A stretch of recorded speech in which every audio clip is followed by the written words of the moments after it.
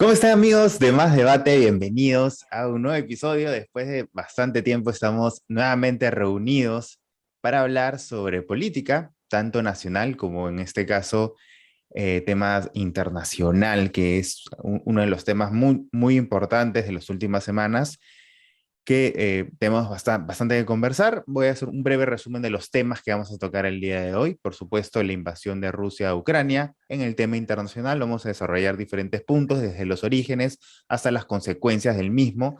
También en temas nacionales, todas las acusaciones de Karelin López, la reciente renuncia del ministro de Transportes, y un tema que nos parece bastante importante comentar sobre el proyecto de ley que quiere o que busca modificar la colaboración eficaz, que es un tema bastante importante, sobre todo para la lucha contra la corrupción. Pero antes que nada quiero presentar a mis compañeros de podcast. ¿Qué tal, Rodrigo? ¿Cómo estás? A los tiempos estamos reunidos acá.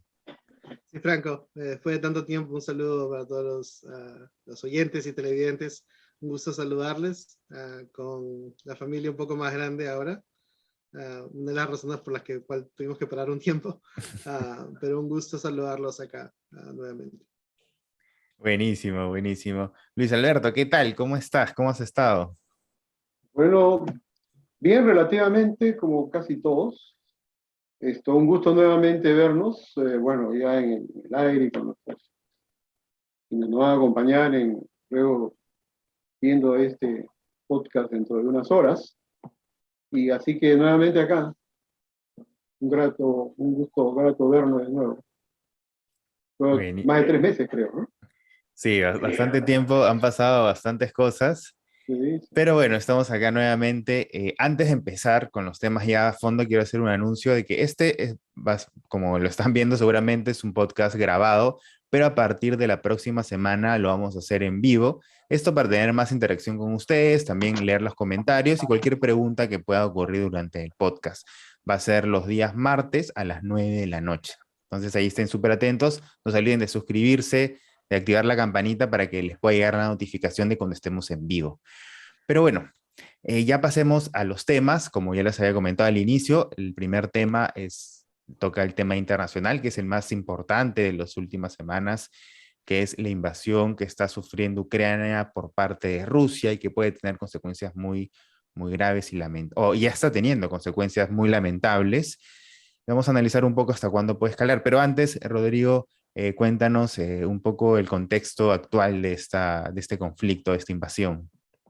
Bueno, como todos saben, hace unos días Rusia comenzó su ataque al país de Ucrania. Algunos antecedentes a esta situación, yendo un poco hacia atrás. En 2014, la invasión o ataque a Crimea, ¿no? En la zona también ucraniana por parte de Rusia.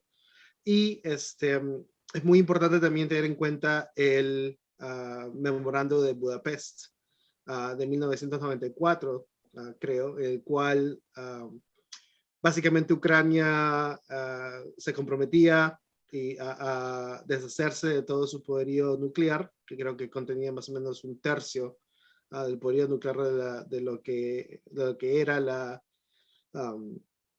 Unión de Repúblicas Socialistas Soviéticas. Y a cambio, Estados Unidos, Europa, Reino Unido en ese contexto, y Rusia se comprometían a salvaguardar o respetar la integridad territorial de Ucrania. Obviamente hay temas mucho más complicados o dinámicas más complicadas también que se da, sobre todo en estas dos regiones de Ucrania, las cuales estaban en conflicto interno con el Estado ucraniano. Algunas fuerzas beligerantes dentro de estas regiones, y creo que Luis Alberto puede hablar un poco más de esa parte, estaban abiertamente en rebeldía contra el Estado ucraniano, y de hecho el día anterior a la invasión, me parece, una parte de esa fuerza beligerante le pide a Rusia que intervenga, ¿no? Obviamente eso había sido orquestado, ¿no? Es una situación en la que ya se había tomado la decisión Rusia de atacar y se está tratando de dar algo de legitimidad a esa movida, ¿no? Dentro de todo el contexto de relaciones internacionales. Obviamente esa ha sido una medida sumamente desestabilizadora, y es probablemente por eso que recibe tanta atención, ¿no? Una de las cosas que escucho, que considero bastante legítima, es por qué este ataque a Ucrania recibe más atención que otros ataques o movidas militares que se dan en todo el mundo. Obviamente el conflicto de Palestina con Israel, las situaciones en Yemen, etcétera, ¿no? La razón por la que esto recibe tanta atención es por el carácter desestabilizador al balance o al delicado balance mundial que hay, ¿no? El potencial de degenerar en algo mucho más grande. ¿Por qué? Porque Ucrania es un país que muy nacionalista, o sea, muy patriota, y que también es como una especie de puente entre lo que es Europa Oriental y Europa Occidental. Y por la posibilidad de que involucre a muchos otros países. Una de las razones por las que los países como Estados Unidos y obviamente los europeos, otros países europeos, no se han involucrado 100%, es decir, con lo que dice boots on the ground, ¿no? Lo que dice botas en el campo de batalla, es porque se trata de evitar esta escalación continua del conflicto, que obviamente devendría en una guerra nuclear, una posible guerra nuclear. Entonces, en ese contexto se dan muchas cosas, ¿no? Se dan la dinámica dentro de Ucrania, donde hay muchos ucranianos que simplemente están defendiendo su territorio, defendiendo su país, como creo que muchos peruanos lo harían si es que una fuerza externa invadiera o atacara de la forma como está siendo atacada Ucrania. También se da una guerra de información muy importante, ¿no? Si te das cuenta del lado de la propaganda rusa, lo que ellos están luchando contra fuerzas nazis, ¿no? Que supuestamente están ganando mucha fuerza en Ucrania, y por esa razón es que están atacando a Ucrania, incluso a la capital, Kiev.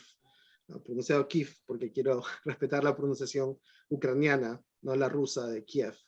Um, y, y por el otro lado, pues también se da una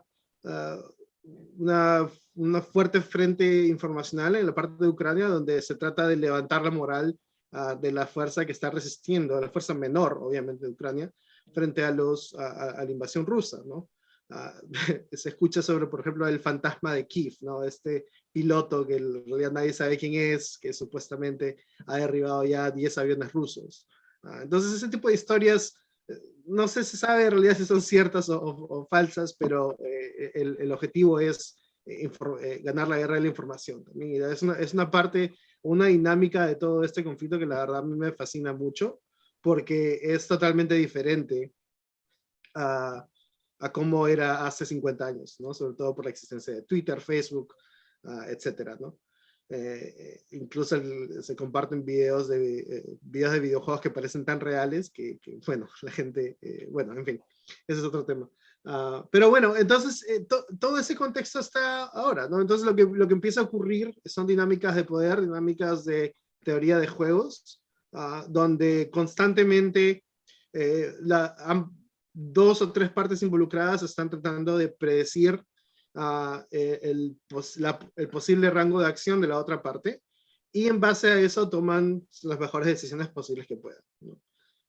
El problema y lo más preocupante de todo esto es que esta invasión o este ataque ruso francamente no entraba dentro de las posibilidades de rango de acción de Rusia, ¿no? Precisamente por el carácter desestabilizador que iba a tener.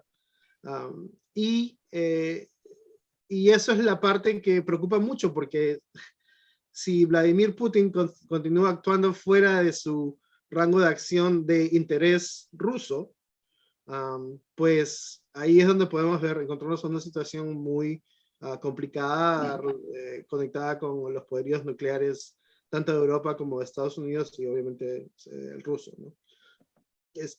algo que nadie quiere, el principio de destrucción mutua. No sé si existe todavía. Tengo entendido que el poderío estadounidense es mucho mayor a los otros, pero no, eso es algo que, eso es una hipótesis que de verdad no quisiera que podamos encontrar una respuesta concreta de si es cierta o no. Entonces vamos a ver qué va a ocurrir. En los siguientes días creo que son muy cruciales. Tengo entendido que Rusia ha cambiado un poco su estrategia, ha comprometido muchas más fuerzas um, de invasión y se encuentra en camino a Kiev en este momento. Y vamos a ver qué ocurre, ¿no? Porque por el otro lado también Rusia está sufriendo mucho por la reacción económica, sobre todo, que ha tenido tan unificada, y eso es otra parte muy importante, ¿no? Rusia ha logrado en 4 o 5 días lo que se había visto debilitando por muchos años, ¿no? Sobre todo, y obviamente con la presidencia de Trump, tanto la OTAN como la comunidad europea están actuando de una manera tan unificada en este momento que sorprende a muchos, ¿no? Y ese es un factor que creo que también hay que resaltar en todo esto, ¿no? Y tal vez por ese lado es que se explica un poco el accionar de Putin, ¿no? Que él no pensaba que iba a haber una respuesta tan unificada del otro lado. Pero bueno, ya hablé mucho, voy a parar por ahora. Sí, al final termina siendo peor lo que está haciendo Putin para sus intereses y terminan unificando más a Occidente, como tú bien lo dices. Y Luis Alberto, ¿cuál es tu lectura sobre toda la situación que está ocurriendo? Bueno, sobre toda la situación no puedo hacer la lectura. Tocaré unos 3 o 4 puntos que me parecen centrales. Y quiero partir por uno de los últimos que tocó Rodrigo, el tema nuclear. Eh, Putin, no olvidemos para comenzar, Rusia es una dictadura fuerte y brutal. Y ya lo he dicho en otros momentos, todos los adversarios políticos, ¿no? Y periodistas, sin ser adversarios políticos, pero que dan información al público y al mundo, y sobre todo los que posiblemente le ganarían en unas elecciones libres, justas y transparentes, como se dice en las Naciones Unidas, todos los adversarios de Putin, Rusia, están muertos, están en la cárcel, con sentencias condenatorias por un poder judicial que no existe, dichas por unos burócratas a quienes llaman jueces. No existe poder judicial autónomo ni equilibrio de poderes en Rusia. No existe realmente una prensa libre. Han cerrado los últimos 2 medios, Eco Rusia y otro que era la prensa liberal relativamente entre los parámetros mismos de Rusia. Bueno, se lo han cerrado ayer, ¿no? Ese es un primer dato importantísimo para comprender este tema con Ucrania y tomando en consideración lo que, bueno, he hecho Rubio hace un momento, y podemos entrar también un poco cómo se gestó la historia de los últimos del año 1917, o quizá de la Rusia zarista, ¿no? Hegemónica, y que siguió con esa voluntad imperial con el régimen de la Unión Soviética, en lo que se llamó en los años 50 y posteriores el social imperialismo ruso, ¿no? En comparación con el que se llamaba el imperialismo o el imperialismo de los Estados Unidos o el imperialismo yanqui, ¿no? El social imperialismo ruso denunciado por el mismo Mao Zedong, que se está forjando en otro imperialismo también, y ya de eso podemos hablar en otro momento y en otro podcast.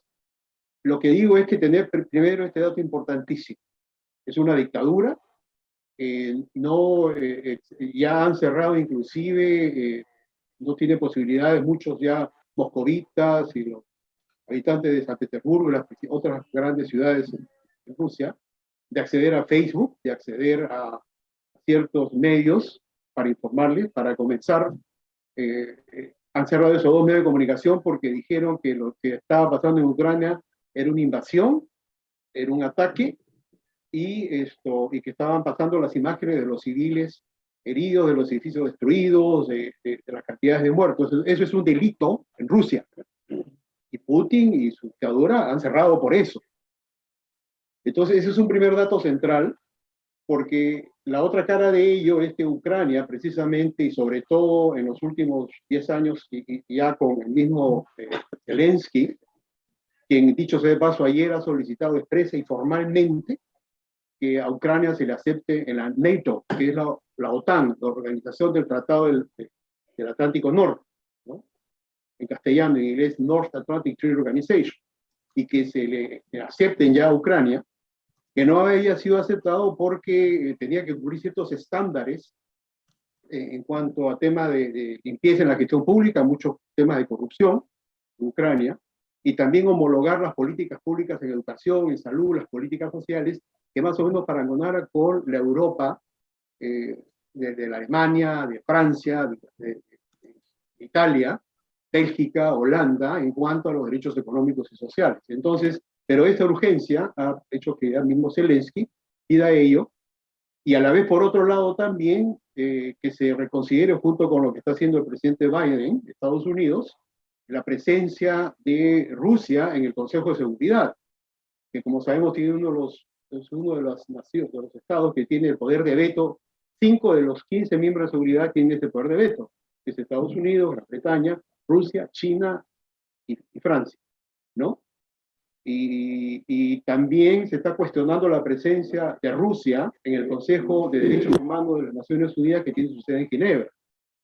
Entonces, ese es un segundo dato. Y un tercer dato es que propio, además de lo que se llama un bullying, un matón internacional con fuertes rasgos delincuenciales, que eso es lo que se le atribuía a los Estados Unidos a comienzos del siglo pasado, ¿no? Como el tema del destino manifiesto, la doctrina Monroe y la política del garrote, que fue transformándose con Franklin Roosevelt a la política del buen vecino, etcétera, etcétera. Pero esos son temas paralelos, pero que tienen que ver para comprender la complejidad que estamos viviendo ahora. Lo que quiero decir es que lo que ha hecho Putin desde hace ya unas 96 horas, 3 o 4 días, es el chantaje nuclear. Putin está chantajeando al mundo. Dice, no se olviden que Rusia es un país nuclear, somos un estado nuclear. Lo que quiere decir, si me ajochan mucho, desencadeno la guerra final total. Entonces, esto un poco para plantear un cuestionamiento a estas aproximaciones que pretenden dar una cuestión simétrica, este academicismo en el que caen, y justo lo comenté y lo critiqué con algunas noticias o artículos que he recibido del Perú, en que quieren hacer más o menos establecer una simetría, ¿no? Y decir que esto es una cuestión de luchas de poder. Sí, ciertamente es lucha de poder, pero es lo que creo, y esto podemos conversarlo, y esto explicaría por qué esta situación ambigua, dubitativa de Xi Jinping, presidente de China, que dicho sea de paso, hace 1 año y medio, 2 años, ha pedido y consiguió que la asamblea, llamada Asamblea Popular China, lo nombre presidente de por vida, o sea, hasta que se muera a Xi Jinping, presidente de la China, ¿no? Entonces, eso confirma la orientación autocrática, y eso confirma por qué la cercanía y la amistad relativa y las muy buenas relaciones de amigos entre Xi Jinping y Putin de los últimos meses, que se ha visto relativamente alterada con la abstención de China, ¿no?, de apoyar a Rusia en esta invasión. En el Consejo de Seguridad hace unos 3 días hubo un proyecto de resolución condenando la invasión y el ataque, que es el delito de agresión. Ese es otro tema. Rusia lo que ha cometido, de acuerdo a la Carta de las Naciones Unidas y de todas las características de esto que ha ocurrido, es el delito de agresión de un Estado cuando invade sin provocación a otro Estado violentamente. Ese es un delito grave y que viola la Carta de las Naciones Unidas. Bueno, este proyecto de resolución, ¿no?, que se había presentado, no sé si lo presentó Europa, Francia o Alemania o los Estados Unidos, o conjuntamente, fue sometido al Consejo de Seguridad, que lo integran 15 estados y es rotativo. Los permanentes son los 5 estados que ya mencioné.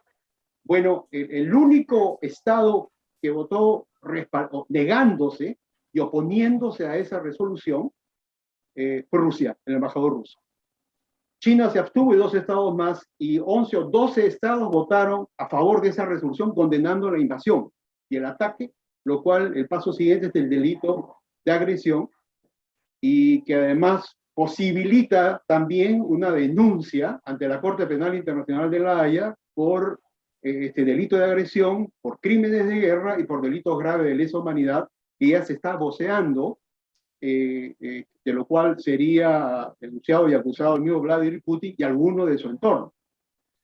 El mismo Zelensky ya ha presentado esta denuncia hace, entiendo, 3 días en La Haya para que se le procese cuando pierde el poder en Rusia, Putin, por estos delitos y crímenes de agresión. Entonces, esos son elementos importantes que hay que tomar en cuenta, porque el trasfondo de esto, y aquí termino esta parte, es sobre todo una lucha muy fuerte, entre las democracias como concepto, como valor, como estructura, como manera de ser y de comportarse, contra él o los totalitarismos del mundo, contra los gobiernos dictatoriales, y para estos efectos no entro en disquisiciones sobre derecha, izquierda, pero de cualquier signo que fuere. Las autocracias, por eso se entiende que otrora opositores, adversarios, Rusia o la Unión Soviética y la China comunista de Mao, en los años 50, 60, ¿no?, duramente opuestos, ahora se van juntando, y por esa misma razón, aquí en América Latina, tenemos pues que los gobiernos de Cuba, de Nicaragua y de Venezuela son los únicos 3 estados que han expresado, no han expresado ninguna condena a Rusia, y por otro lado, tratan de establecer esta simetría, ¿no? Es una pugna de poderes, y en todo caso sacan siempre comportamientos de los Estados Unidos del pasado, y el más reciente en Irak, que fue una guerra que nunca debió ser, y que fue propiciada, además de esa invasión a Irak, por la invención de las presuntas armas de destrucción masiva que hizo el gobierno de George Bush, el republicano, con el apoyo de su vicepresidente Cheney, y que, aludiendo y pretextando los ataques del 11 de septiembre, de los cuales acusaban a Saddam Hussein haber gestado esto cuando ya se descubrió, y no hay dudas al respecto, de que los ataques a las Torres Gemelas y al Pentágono en los Estados Unidos, y el avión que fue derribado en Pensilvania, que iba dirigido contra el Capitolio, contra la Casa Blanca, había sido gestado por Irak y Saddam Hussein. 100% falso. Entonces, ¿quiénes habían sido? Ya sabemos, Al-Qaeda, Osama Bin Laden, y quienes, los terroristas o estos sujetos que perpetraron esos ataques suicidas y mortales, eran 18 individuos nacionales de Arabia Saudita. Entonces, se utiliza ese hecho, y esto es importante tenerlo presente, para algunos desde América Latina, incluso desde el mundo, decir, oye, pero ¿y Estados Unidos no ha hecho esto? Bueno, pues en su momento dijimos, o sea, algunos, en mi caso lo dije y lo declaré públicamente, era en este caso, una guerra injusta, una guerra de agresión. Murieron más de 5.000 jóvenes marines estadounidenses, y murieron más de 150.000 o 200.000 iraquíes, muchos de ellos civiles, en esa guerra injusta. Entonces, y lo otro fue Afganistán, que bueno, ya sabemos, porque le dio cobija a los talibán, los mismos talibanes le dieron cobija al Qaeda, etc. Pero esa es otra historia. Lo que quiero señalar y sintetizar es que no perdamos de vista este fondo, que es una gran lucha y confrontación entre los principios, los valores y el régimen que aspira a ser democrático, que según este analista, politólogo, actor italiano, la democracia no es algo estático y no es algo garantizado permanentemente. La democracia hay que defenderla permanentemente en distintos aspectos y expresiones. Una forma de entendernos entre nosotros, una forma de que el Estado no abuse del poder y tenga autocontroles, y tenga controles y fiscalizaciones, y el equilibrio de poderes que sea real, y donde mientras menos corrupción haya en esa democracia, más fuerte será esa democracia. Y entonces, y por otro lado, se la pugna con todos sus altos y bajos de las democracias más fuertes del mundo, ¿no? Enfrentados con una de las expresiones más brutales de dictadura y totalitarismo, que es el actual Estado ruso, manejado por Vladimir Putin, ¿no? Y por su entorno de gente, de oligarcas que le llaman, gente también muchísimo dinero que han obtenido de las privatizaciones del Estado, de las empresas públicas soviéticas, y de los 10 o los 15, de los 60 o 70 personajes más adinerados del mundo, hay por lo menos 10 o 15 rusos. ¿no? Que tienen propiedades en los Estados Unidos, que tienen en Mónaco, en Inglaterra, en Italia, en Francia, etc. Y esos son los que coordinan y están muy cerca de Putin. Pero eso expresa además un altísimo nivel de corrupción en Rusia, y que es otra de las expresiones de los estados totalitarios y las dictaduras. Mientras más cerrazón haya, mientras menos transparencia haya, más corrupción hay, y más se pueden cometer delitos de agresión o guerras de agresión como el que estamos viendo. Y una cosa final, lo dejo aquí, capaz podemos conversar. 1985, Mikhail Gorbachev, luego de la crisis y la caída del Estado de la Unión Soviética, con el fracaso económico, político, moral, estruendoso en todo el mundo de la Unión Soviética, el mismo Mikhail Gorbachev dijo, bueno, iniciemos un proceso de reestructuración del Partido Comunista Ruso, soviético, y del Estado mismo, y le llamó a eso en palabras que se habló mucho durante 10 años, la perestroika, que es la reestructuración del poder y del manejo del poder en la Unión Soviética, que en el año 91 dejó de serlo y fue se convirtió ya paulatinamente en lo que es la Federación Rusa. Y por otro lado, el glasnost, que son las políticas de transparencia, vale decir democratización del Estado soviético en ese momento y del Estado ruso, que luego asumió Yeltsin, Boris Yeltsin, luego que Mikhail Gorbachev renunciara ya o dejar el poder en el año 91. Entonces estos dos elementos han sido duramente cuestionados por el mismo Putin, porque atribuye que eso ha ido en contra de la grandeza de la madre Rusia, y que hay que recuperar a la madre Rusia, y para eso las guerras en Grozny, Georgia, para eso la agresión terrible en el año 2008, para eso lo de Crimea en 2014, y para eso Ucrania ahora, para que Ucrania vuelva a ser nuevamente un súbdito de Rusia. De paso, y aquí sí termino, disculpen si me extendí, creo que me extendí un poco, el hecho es de que Putin y su entorno no le reconocen condición de ucranianos a los habitantes que quieren vivir en libertad, que miran mucho a Occidente y al sistema, a ese régimen de democracia, ¿no? No le reconocen en condición de ucranianos, sino que simplemente son malos rusos que en todo caso deben ser educados y finalmente exterminados si es que no se someten.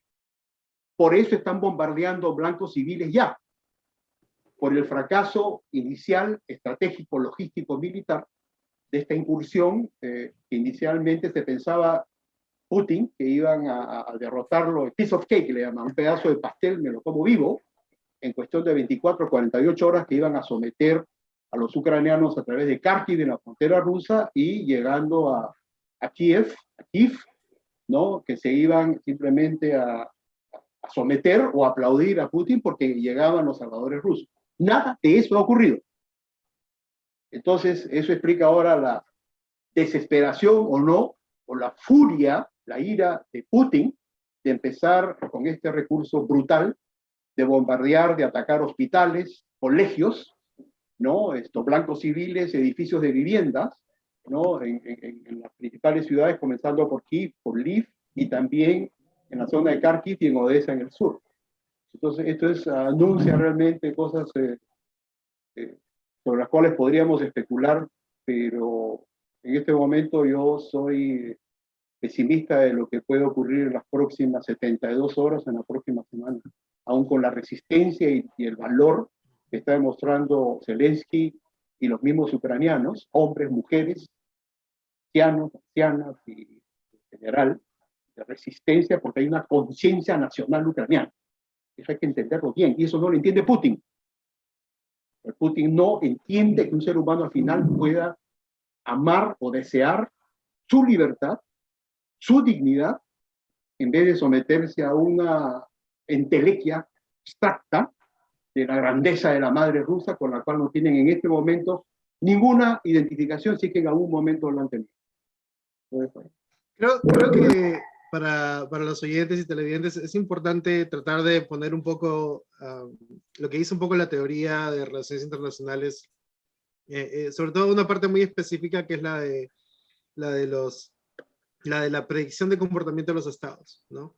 En la teoría realista, se ve a los estados como cajas negras, básicamente, ¿no? Cajas negras que terminan comportándose de acuerdo a su interés propio.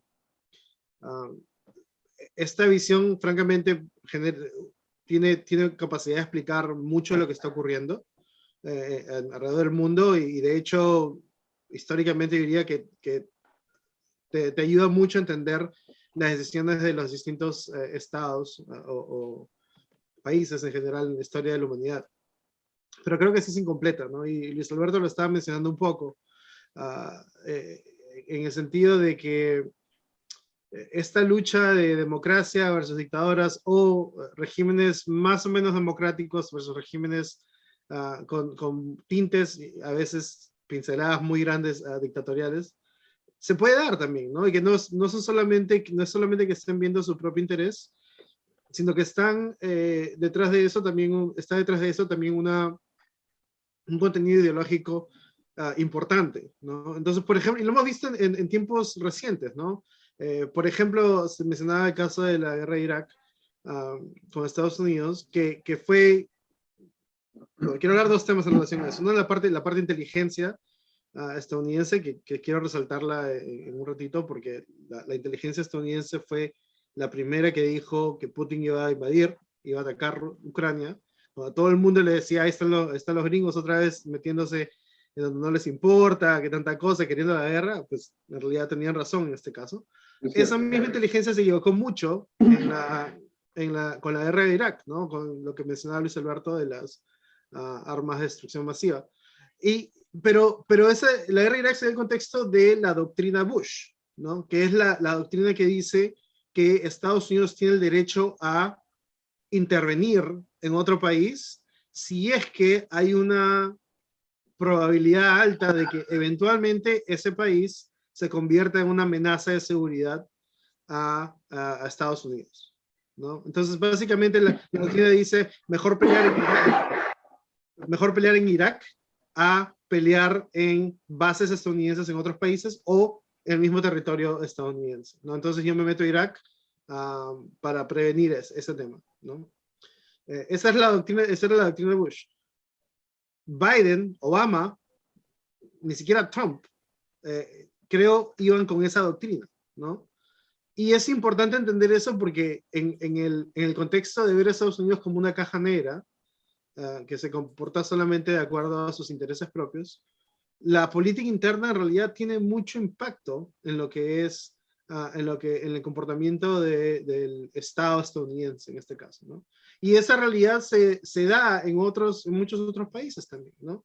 De hecho, si hubiera ocurrido esta invasión, yo diría hace 2 años, cuando Trump estaba en el poder, es muy probable que la OTAN no hubiera tenido una respuesta tan unificada como la ha tenido en este momento. De hecho, Trump tomó pasos muy claros para debilitar a la OTAN. Y por consecuencia, o en correlación por lo menos, la Unión Europea probablemente no hubiera tenido una respuesta tan fuerte tampoco, porque tenía como 2 frentes, ¿no? Estados Unidos y Rusia por otro lado, ¿no? Entonces, es importante tener eso en cuenta, ¿no? O sea, cómo afecta la política interna a lo que ocurre, al comportamiento de un Estado como tal en el contexto de relaciones internacionales. Si Rusia se convierte en una democracia aquí a 2 años, se va a comportar totalmente diferente a cómo se está comportando en este momento, ¿no? O, por ejemplo, ¿por qué Bielorrusia es un país al cual Rusia no ha invadido, pero con el que tiene relaciones muy cercanas? Pues es precisamente porque también tiene mucha afinidad, ¿no? Y ya la considera un poco como una aliada, la considera como ya casi parte de este proyecto de Putin, ¿no? Entonces, esto solamente un paréntesis ahí, Rodrigo, Franco.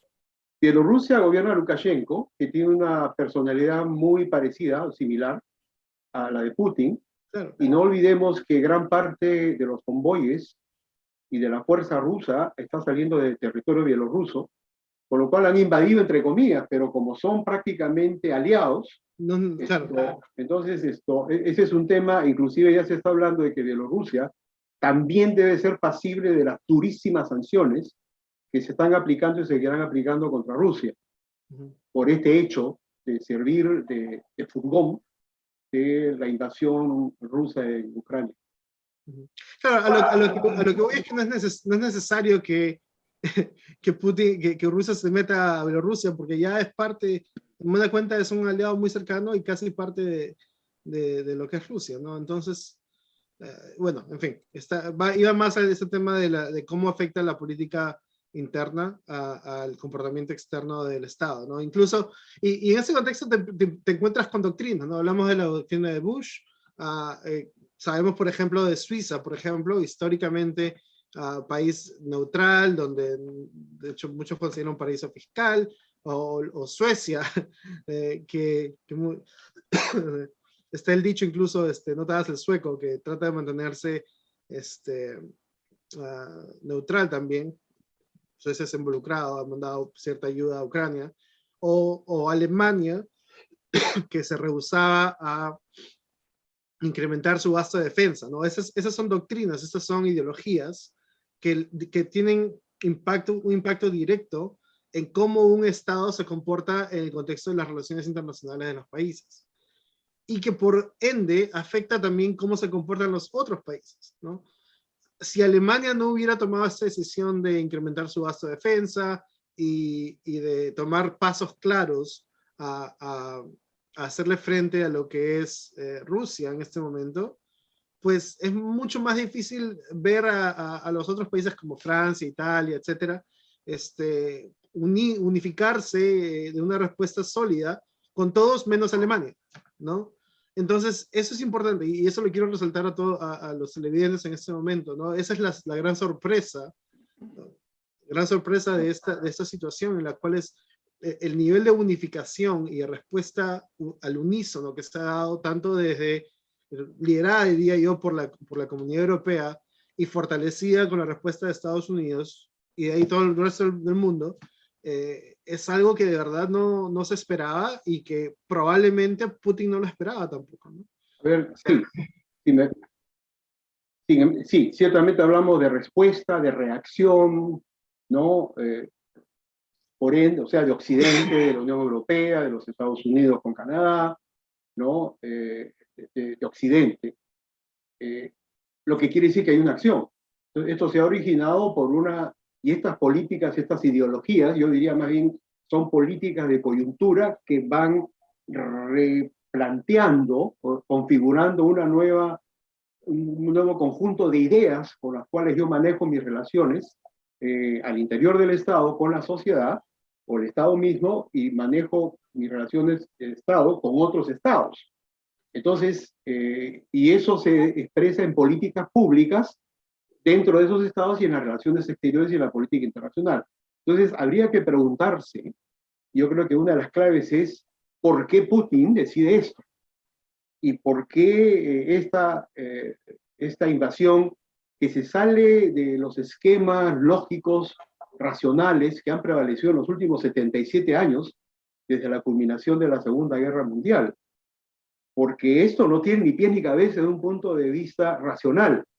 Bueno, entonces habría que preguntarse, y esto es lo que sí me parece interesante, importante, es que lo que Putin consideraba en Perestroika y Glasnost, él lo consideró una traición porque no importaba cuál hubiera sido la situación económica, hubiera seguido con el control, ¿no?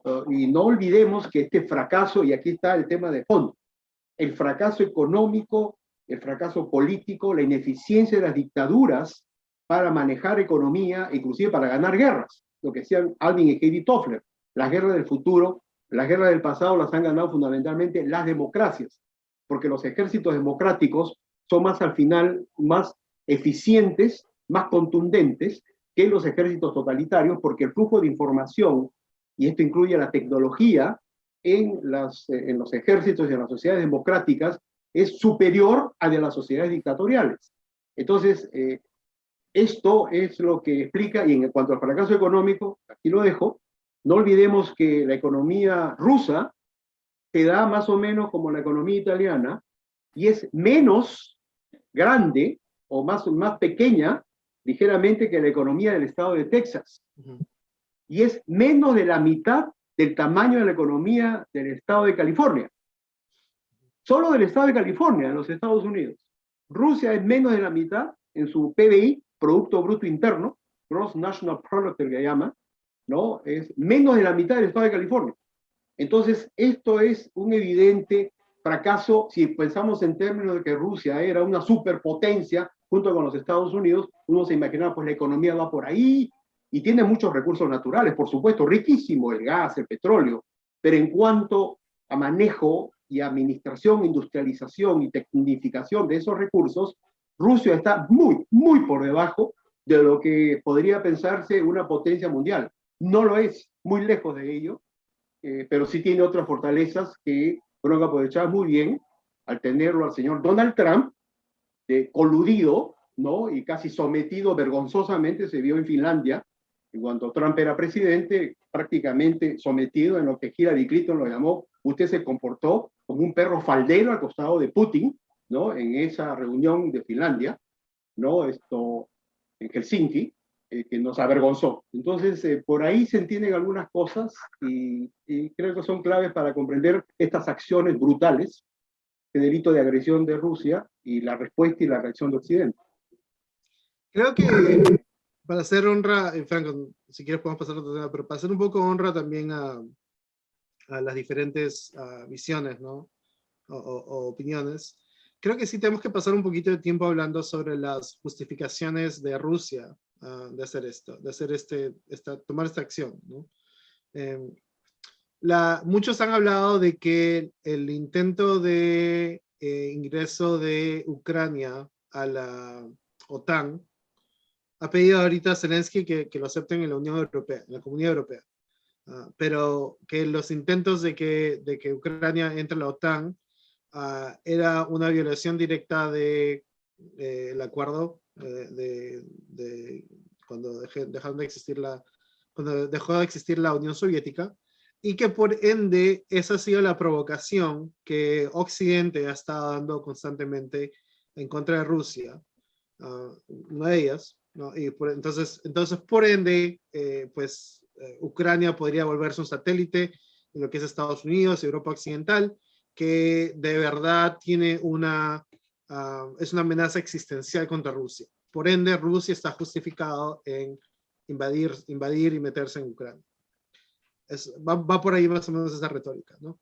El otro argumento es en este conflicto interno en Ucrania, con estas dos regiones limítrofes con Rusia, se estaban cometiendo delitos de lesa humanidad que eran liderados por grupos nazis y que en consecuencia Rusia ha entrado para detener el genocidio y hacerle frente al nazismo, ¿no? Entonces quería un poco compartir esos dos argumentos porque siento que son los que he visto más comunes dentro de la gente que quiere justificar un poco esta invasión. Entonces quería ver qué pensaban ustedes sobre ese tema, ¿no?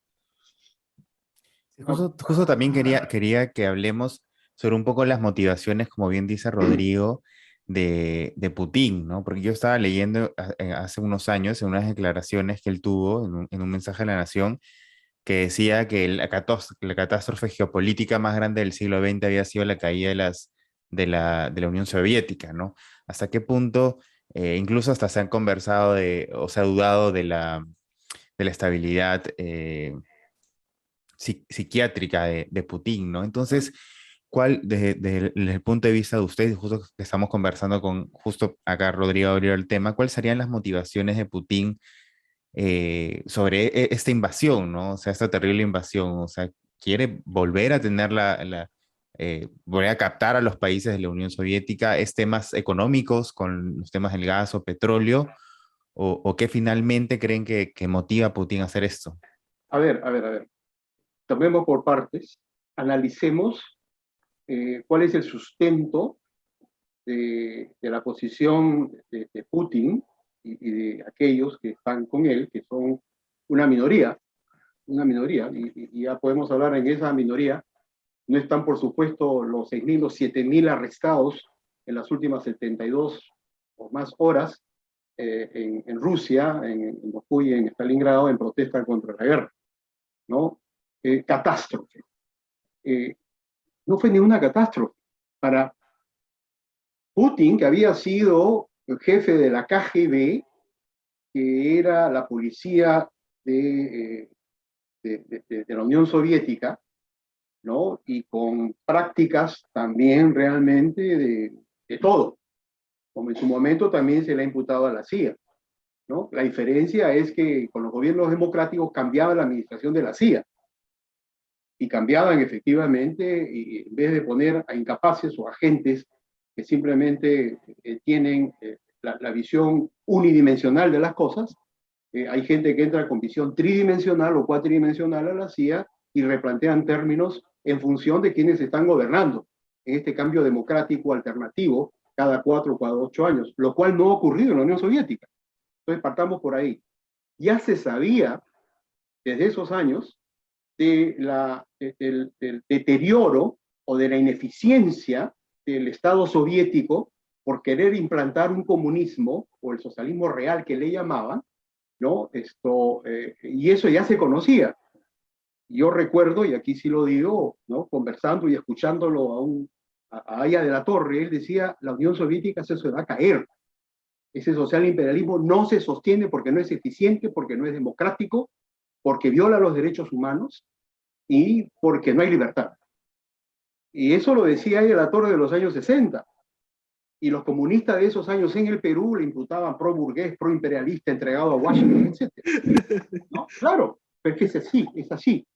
Yo mismo en la Universidad Católica, confrontado con los camaradas, las imputaciones eran esas, pro-burgueses, pro-imperialistas, ¿no? Entonces, lo que pasó es que Unión Soviética implosionó. No, la catástrofe es si le caen unas 2 o 3 bombas de una fuerza exógena o un ejército invasor como Rusia quiere hacer contra Ucrania. Eso sí es catastrófico.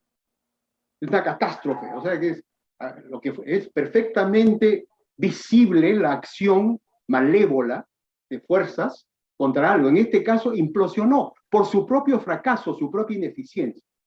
Y por eso es que se desmembró la Unión Soviética en distintos estados, ¿no? Lituania, Estonia, Latvia, en la Europa Oriental, Kazajistán, Turkmenistán, y 5 o 6 de esos estados, y Ucrania, por otro lado, Moldovia.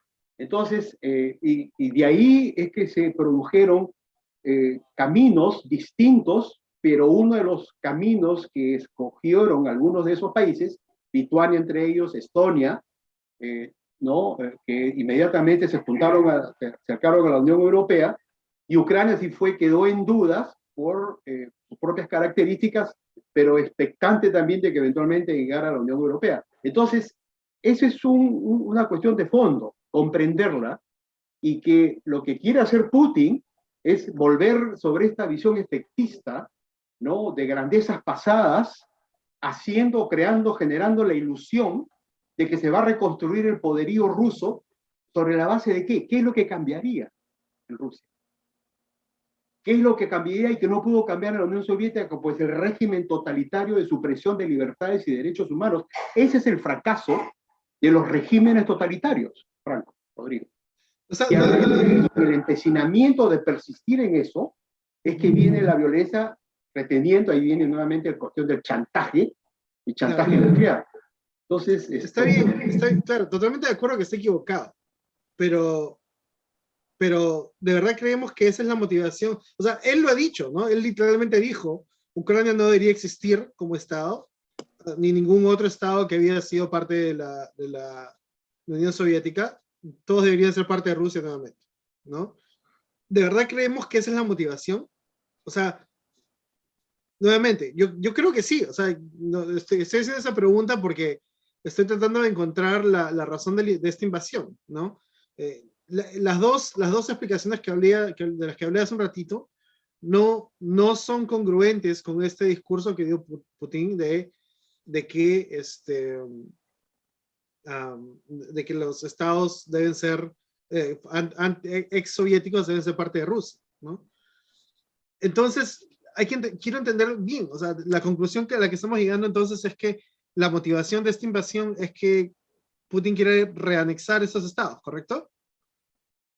¿O es que de Quisiera verdad... anexarlo, pero por eso, o sea, hay que analizar entonces si él, y él y su gobierno, su régimen dictatorial, han visionado o están avisorando qué es lo que van a instalar. O sea, desde el punto de vista militar, social, antropológico, ¿no? Es imposible que Rusia tome posesión de Ucrania si es que no hay un baño de sangre de por medio, y aún así sostener un Estado o controlar un territorio sobre ese baño de sangre, ¿no? Lo cual realmente es el infierno. Entonces, ahí nuevamente es un callejón sin salida, Rodrigo. O sea, No, pero... la motivación de Putin, ¿no? Para comenzar, yo tengo otra hipótesis también que no es contradictoria. Yo creo que son recursos que tiene un dictador para tratar de mantenerse en el poder. Es decir, el fracaso económico, ya el rublo está hundiéndose con estas medidas duras económicas. El mercado de valores, le han cerrado el Banco Central ruso, le han bloqueado, ya no se quiso abastecer de distintas monedas Putin durante los últimos, desde el año 2014, para esta hipótesis, ¿no? Él no esperaba, como tú bien has dicho hace un momento, esta reacción unánime, firme, valiente de la Unión Europea, y eso sí, apoyada, ya se sabe, por el gobierno demócrata de Biden. Porque en otras circunstancias, como tú me has dicho también, esto no hubiera sido. O sea, Trump quiso destruir la OTAN. Trump quiso destruir y se burlaba hasta de la Unión Europea. ¿Y por qué? Entonces, aquí hay otras cuestiones. ¿Por qué hace esto Trump? Por afinidad ideológica, admira, lo llamó genio y muy hábil. Y que es una actitud estratégica genial la que había hecho Putin al invadir Ucrania, que justo además recibió con el apoyo del señor Mike Pompeo, que fue su secretario de Estado. Pero la mayoría de los otros republicanos que en otros momentos han estado con él, simplemente dicen, no, hay que estar con Ucrania, a pesar de que dudan mucho, en medio de su cobardía, estos republicanos, ¿no? En cuestionar directamente a Trump. Pero este es un tema de fondo fundamental, y creo que por ahí va la situación. Y una cosa final, eso de que Ucrania sería satélite es un pensamiento decimonónico del siglo XIX, efectivamente, y comienzos del XX, y hablar y de medio de la Segunda Guerra Mundial, hablar de satélites. ¿Acaso la Unión Europea, Francia, Italia o Alemania por ser, son satélites de los Estados Unidos? ¿No? O Luxemburgo o Bélgica. Algunos dicen que sí. Pensar, no, claro, eso es lo que dice, y todo lo reduce simplemente a Estados Unidos, ¿no? Que Estados Unidos, hay una caricatura que me llega de uno de estos camaradas, donde está el territorio de Ucrania, donde la Unión Europea está jalando parte del territorio, el tío Sam está jalando la parte del oeste, y el oso ruso está jalando la parte del este de Ucrania. Eso es una simplificación grosera, ¿no? Torpe y deliberadamente malévola de las cosas. Porque eso es pasar por alto el hecho de que un conjunto de varios millones, Ucrania tiene 44 millones de habitantes, ¿no? No aspire a formas superiores de entendimiento entre ellos, incluyendo las libertades económicas dentro de un marco constitucional de derecho. Eso es lo que aspira Ucrania, dicho por el mismo Zelensky. Eso no lo entiende Putin, o no lo quieren entender, porque el régimen dictatorial totalitario tiene otra lógica, una lógica brutal de supresión de libertades. Yo creo que por ahí va la cosa, y por eso reincido en lo que planteaba al comienzo. Es una lucha muy fuerte al final entre la idea democrática, real, profunda, funcional, ¿no? Frente a la idea y la tentación totalitaria que es el suicidio de los pueblos. Sí, y eso es reforzado también por la realidad de que literalmente el día anterior a que Rusia se metió a Ucrania, Zelensky decía y se consideraba posible la posibilidad de que abandone la idea de meterse de adherirse a la OTAN, ¿no?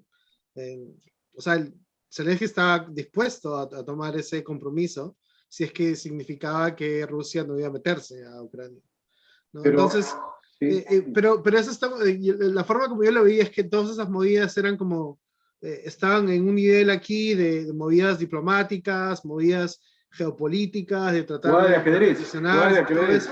Sí, y de todo, y en ese momento llega Rusia, llega Putin y patea el tablero, ¿no? Patea Eso el tablero. le estaba conversando con un amigo, de hecho, de colegio, esa idea, ¿no? De que esta, esta, esta, este, este ataque o esta invasión de Rusia a Ucrania equivale a literalmente romper todo el tablero político que se había dado, ¿no? Y por eso es que yo utilizaba mucho el término una acción totalmente desestabilizadora del balance internacional, ¿no? Como fue la invasión, ¿no?, del ejército hitleriano de los nazis en 1938 al sudeste checoslovaco, alegando que los checoslovacos estaban masacrando a comunidades de habla rusa. Y como por la misma razón, ¿no?, fue la invasión en el 39 al corredor del Danzig en Polonia, alegando, luego de haberse anexado Austria, con lo cual ya fue un principio de desestabilización en Europa, pero fueron los prolegómenos, los antecedentes de la Segunda Guerra Mundial. Entonces, entro a Donetsk y a Luhansk, que son poblaciones donde hay habla mayoritaria rusa y hay separatistas rusos, y los declaro repúblicas independientes que yo los reconozco, es lo que ha hecho Putin hace algún tiempo, con Donetsk, ¿no?, y Luhansk en la zona del Donbass, ¿no? Entonces, ese es el pretexto. Si esa hubiera sido la razón, ¿no?, además la desnazificación habló, o sea, es una proyección psicológica, ¿no? La desnazificación, o sea, que habían nazis que estaban reprimiendo. Si eso hubiera sido cierto, si eso fuera cierto, ¿dónde están los documentos fílmicos? ¿Dónde las pruebas testimoniales? ¿Dónde las denuncias formales con documentos serios? Nada, absolutamente nada presentó Putin, ni el Kremlin, ni Rusia. ¿Por qué? Porque no ha existido. O el límite de accionar, ¿no? O sea, si se hubiera metido Rusia y se hubiera quedado en esas dos regiones y ahí parar, pues hubiera habido más legitimidad, si es que se puede hablar de ello, porque aún así, o sea, imaginémonos, ¿no? O sea, imagínate que Arequipa, que siempre ha hablado sobre la ciudad revolucionaria, o Tacna, que de un momento, o Puno, que de un momento a otro deciden o tienen fuerzas regionales que quieren separarse del Perú y que quieren anexarse a Bolivia o a Chile. Sí. El Estado peruano como tal tiene derecho bajo ley internacional de proteger la soberanía bajo el territorio que tiene, ¿no? Así es. Y es el mismo caso de Ucrania en estos casos. Ahora, eso puede entrar un poco en conflicto con la libre autodeterminación de los pueblos, ¿no? Pero y ahí tienes un debate ya mucho más complicado, ¿no? O sea, si es que de verdad tienes un 99% de una región que de verdad quiere ser parte de otro país, pues ahí puedes hablar de eso. Ese no es el caso acá. Lo que acá era un conflicto de una parte, una parte que obviamente que quiere ser parte de Rusia o que quiere ser independiente de Ucrania, como ocurre en cientos decenas de países alrededor del mundo, y frente a un Estado que pues está manejando eso dentro del contexto en el cual se dan obviamente violaciones y cosas que no han venido a ocurrir, con el uso de grupos paramilitares y todo eso, ¿no? Pero se han metido hasta el fondo, ¿no? O sea, literalmente están marchando hasta Kiev, han estado bombardeando hasta Kiev, ¿no? Que no es... Bueno, o sea, lo de Donetsk y Luhansk fue un cuentazo. Fue un cuentazo, inclusive días antes, lo de Crimea comenzaron a aglutinarse, primero llegaron 100.000 soldados rusos en la zona sur, en Crimea, sí, y luego en total 150.000 en las fronteras, y decían, es solamente en prevención de defendernos nosotros los rusos, ¿no? Y no vamos a invadir Ucrania. Lo dijeron hasta 3-4 días antes. Sí. Inclusive hablaron del papelón de que anunciaban la invasión el 16 de febrero, ¿no? He leído artículos provenientes del Perú mismo, ¿no? Alguien muy simpatizante con Rusia, ex camaradas, ¿no? Diciendo que era un papelón que había hecho Estados Unidos, ¿no? Al anunciar el 16 de febrero que iba a ser, se podía producir la invasión. Y hablaban de papelón, el ridículo. Porque dicho sea de paso, efectivamente, la inteligencia de los Estados Unidos fue acertada, y Biden mismo lo dijo, váyanse, retírense de los estadounidenses del territorio de Ucrania porque puede ir hacia los próximos días, lo cual ha ocurrido. Entonces, pero por parte de Rusia, de Lavrov, su secretario de Estado, y del mismo Putin, no, nosotros no vamos a invadir. Es lo mismo que hizo Hitler cuando firmó el documento de paz con Neville Chamberlain, el primer ministro inglés, diciendo que la paz era lo que buscaban y que la Alemania de Hitler no iba a invadir ningún estado. Y ya sabemos lo que pasó. Es que así piensan los tiranos. Así actúan los dictadores. Entendámoslo. Eso es lo que está de por medio ahora. Que por cierto siguen diciendo, ellos siguen diciendo que no es una invasión, sino que es una operación. Y por eso han cerrado los dos medios digitales liberales, ¿no? En Rusia. Ahí está. O sea que si eso fuera así y nosotros no podríamos estar hablando en estos momentos. ¿Ah? Cuidado, Franco, y hubieran detenido a Franco. Nos cierran el canal. A las gordas o lo llevaban a la policía, a la carceleta del Poder Judicial. O a Rodrigo o a mí, que ya sé lo que es estar privado de su libertad bajo una dictadura. 5 o 7 días, pero lo sé. Hoy por hoy, ¿se puede considerar a Putin como un criminal de guerra? Esa es la denuncia y yo he sostenido que sí, ¿ya? Porque deliberadamente está violando el Estatuto de Roma, que además se sustenta y es sucedáneo de los convenios de Ginebra de 1949, luego de la Segunda Guerra Mundial. Tú no atacas flancos, objetivos civiles, y mucho menos hospitales y colegios de niños, que es lo que está haciendo Putin y las fuerzas invasoras rusas. Eso es crimen de guerra. Y encima delitos de lesa humanidad que son imprescriptibles.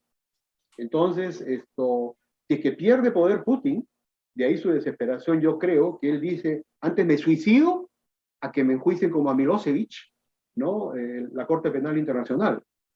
Antes me suicido.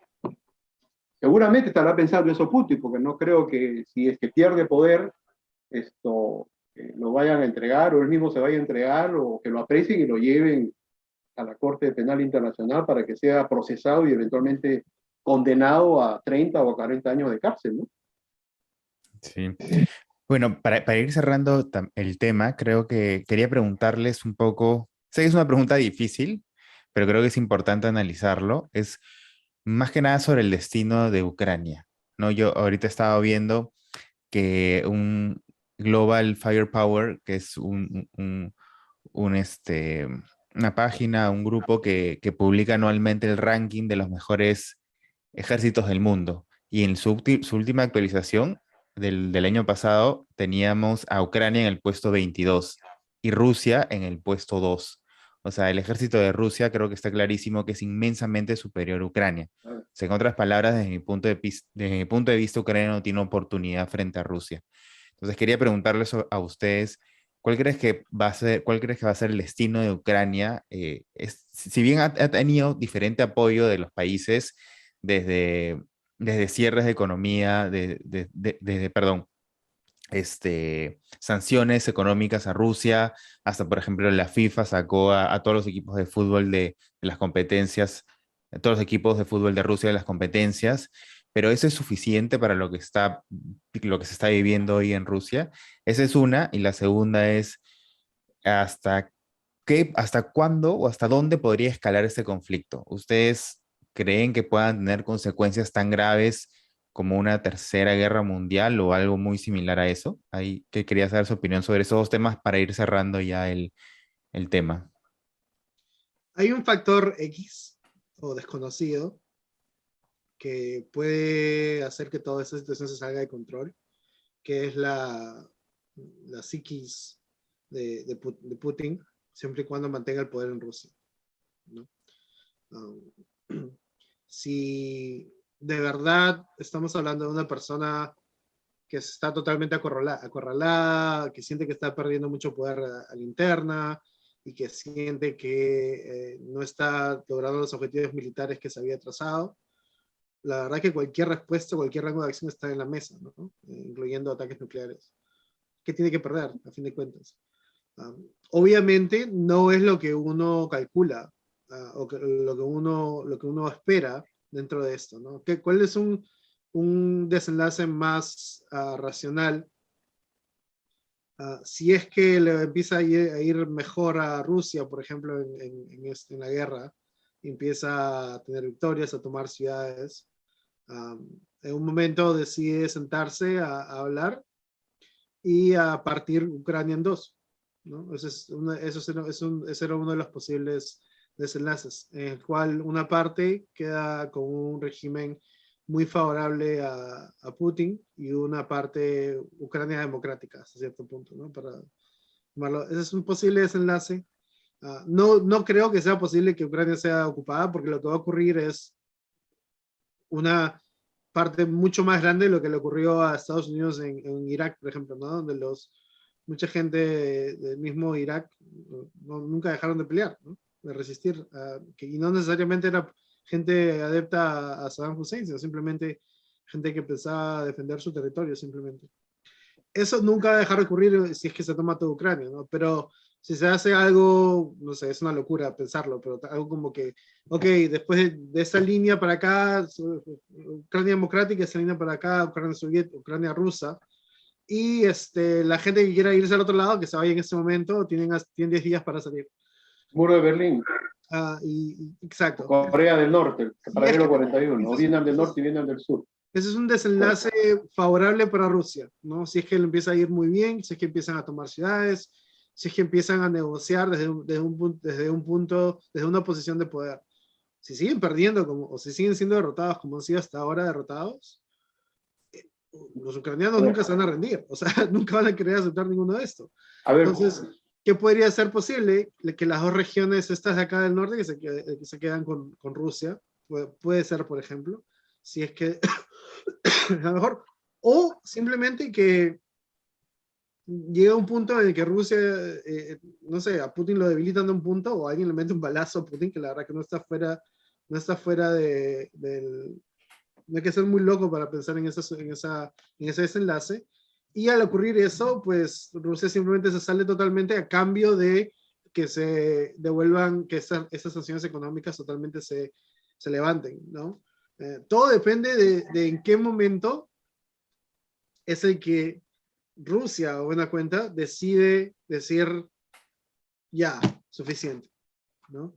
Y si es que en ese momento está en una posición de poder, en las cuales han estado teniendo varias victorias militares y geopolíticas, o si en ese momento, pues es el momento en el cual están sufriendo a tal punto Rusia, por todas las sanciones y por las derrotas militares, que pues lo lleva a decir, oye, ya es suficiente, tenemos que parar, pues, entonces, cash out, ¿no?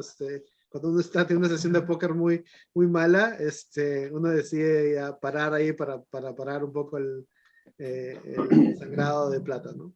Que puede ser también. Entonces, todo eso está en el marco. Recién esto ha comenzado, lastimosamente. Parece que fue hace un mes, pero literalmente ha sido menos de una semana.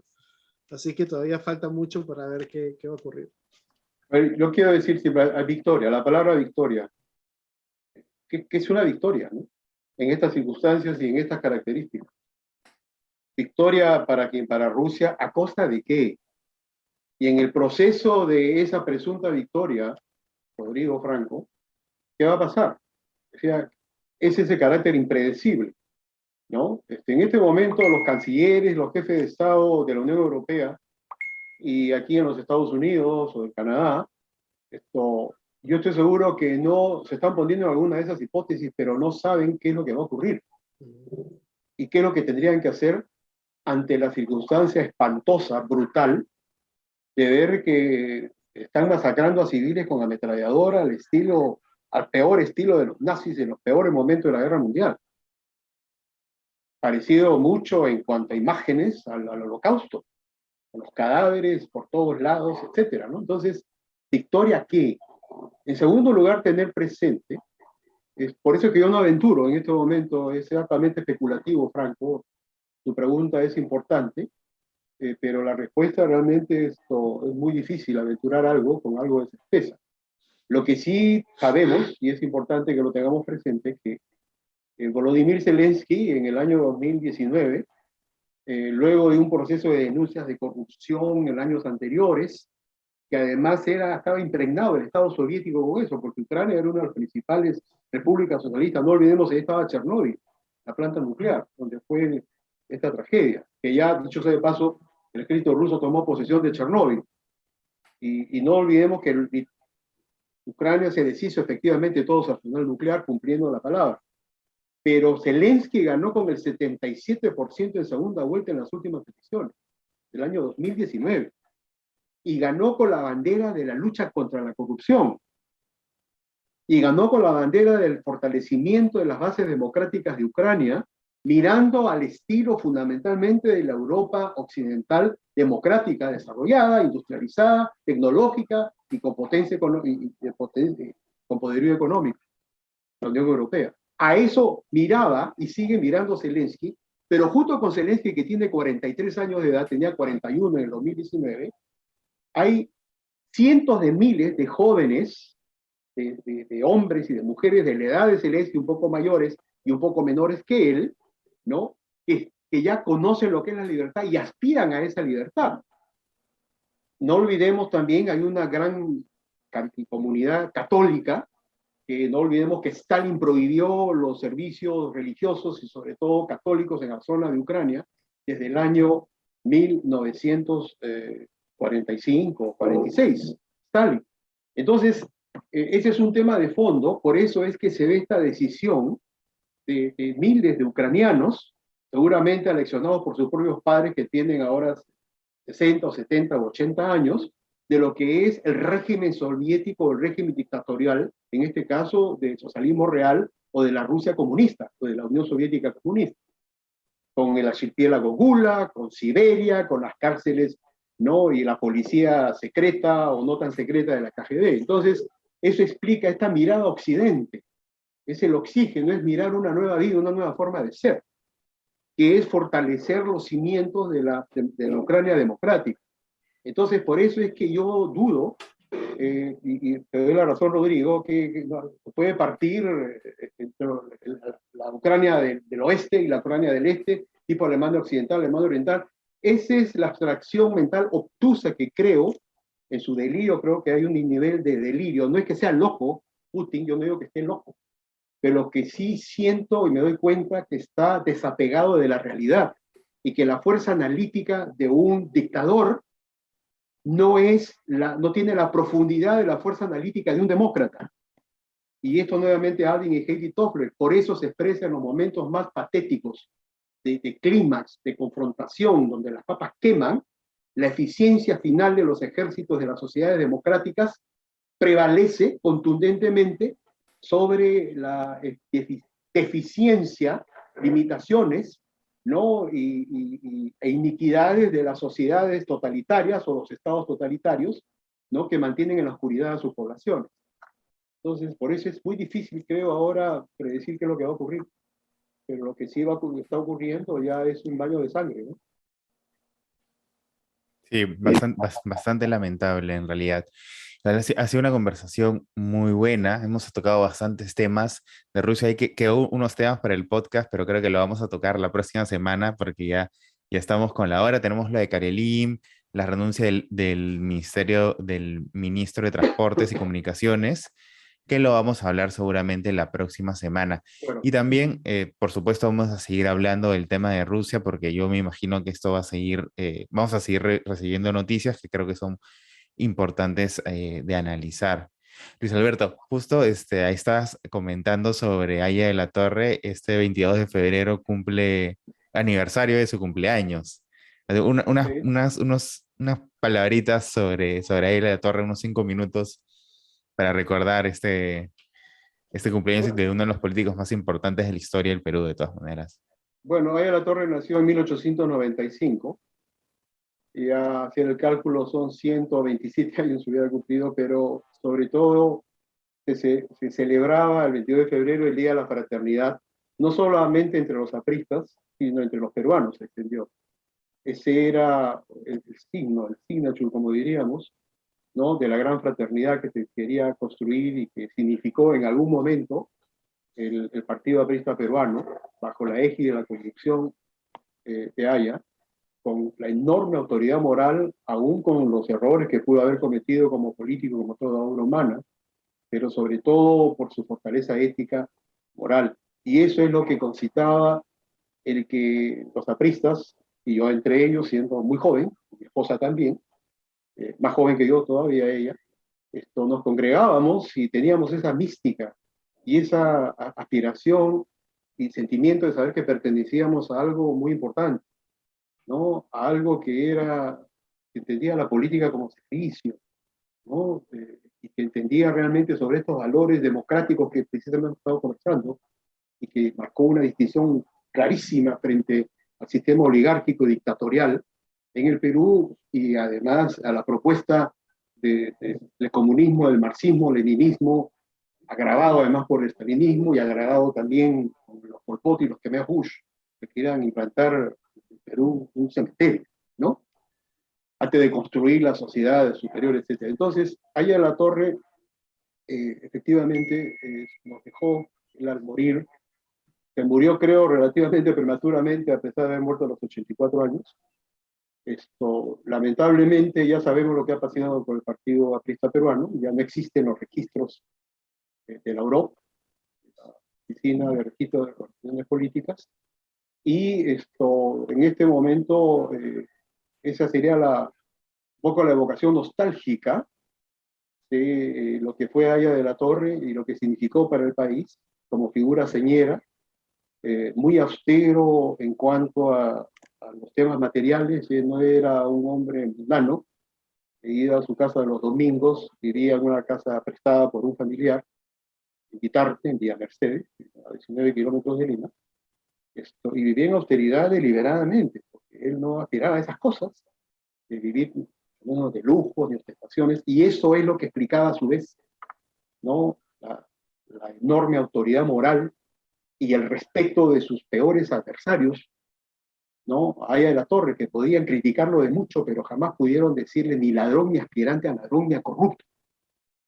Entonces, eso fue el principal legado que yo le reconozco, y que en lo personal, de haberlo conocido, tratado con él durante 7 años, los últimos 7 años de su vida, siendo yo dirigente universitario, pude comprobar en Aya, y, y por eso me explico comparativamente ahora qué es lo que ha hecho esta gente que se quedó al final, en los últimos 30 años, y que ya huelga que yo haga mayores comentarios por ahora, porque ya sabemos, en este momento el Partido Aprista Peruano, debido a esas dirigencias y a esas corruptelas y a ese empecinamiento de someterse a un culto y de creer y confundir complicidad con fraternidad, lo que han hecho es hundir en la debacle al partido y a la obra principal que nos dejó Aya de la Torre, ¿no? Así que eso es lo que podría decirte, Franco. Podríamos conversar mucho más, pero creo que lo dejo ahí mejor. Sí, de todas maneras tenemos que hacer un programa de ahí en la torre. Justo en Con el todo gusto. podcast, en el último podcast de Hildebrand, él dijo de que el APRA murió de un balazo en la cabeza, ¿no? Que lamentable, en verdad, que haya ocurrido esto, un partido de que representaba esta idea socialdemócrata, ¿no? Y en esos tiempos, yo creo que Aya de la Torre y todo lo que representaba el APRA en ese momento fue algo muy avanzado para su época, ¿no? Y como tú dices, era una respuesta centrista o centroizquierda que creo que representaba los intereses más importantes del país. Pero Solo bueno, una eso, cosa antes de irnos. Sí, antes de ir, lo que sí quiero decir, Franco, y antes, pero las ideas y las propuestas y la realidad están ahí. Los valores están ahí. Lo que ha sido vaciado de contenido, de ese contenido superior y aspiración a formas superiores de existencia y de relaciones, por obra de la corrupción, de la frivolidad, de la sexualidad, de la cobardía, etcétera.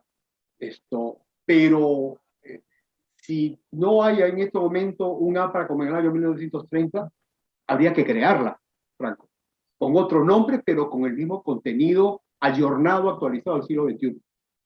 Y creo que ese es el mandato de la hora. No quiero terminar con una visión pesimista, pero el mundo no se acaba, con esto se continúa, y creo que las nuevas generaciones y los jóvenes de la edad de ustedes tienen una antorcha todavía que llevar por delante, si es que queremos ponerlo en términos olímpicos, pero llevado a la lucha social, al sostenimiento de políticas públicas, de las propuestas para recuperar a nuestro país, que está en un marasmo no tóxico de corruptela, de ineficiencia, donde los temas centrales, principales, fundamentales y los problemas del país no son tratados. Está esta menudencia de injusticias que se van revelando y que reproducen las injusticias de regímenes pasados, recientes de los últimos 30 años, ¿no? claro, y como tú decías, Luis Alberto, lo más importante son las ideas, ¿no? Las ideas que representaron en su momento, que idearon estos grupos o estos políticos tan importantes, quedan. ¿no? Y los valores y las ideas son lo importante que siga en el Perú, ¿no? Y que todos los ciudadanos podamos tenerlo claro y tenerlos como bandera. Bueno, fue un gusto en verdad tenerlos acá, la conversación súper buena, como siempre, súper, eh, muy buenos puntos de vista. Creo que estos debates son muy importantes. Esperemos que al otro lado de la pantalla también lo hayan disfrutado y les haya gustado. Déjenos sus comentarios o sus opiniones también sobre los temas que nos encanta también leer y tenerlo presente. Bueno, muchas gracias por todo. Ya nos vemos la próxima semana, ¿no? Y la próxima semana sí va a estar en vivo los martes a las 9 de la noche. Muchas gracias, Rodrigo. Muchas gracias, Luis Alberto. Ya nos estamos viendo. Chao.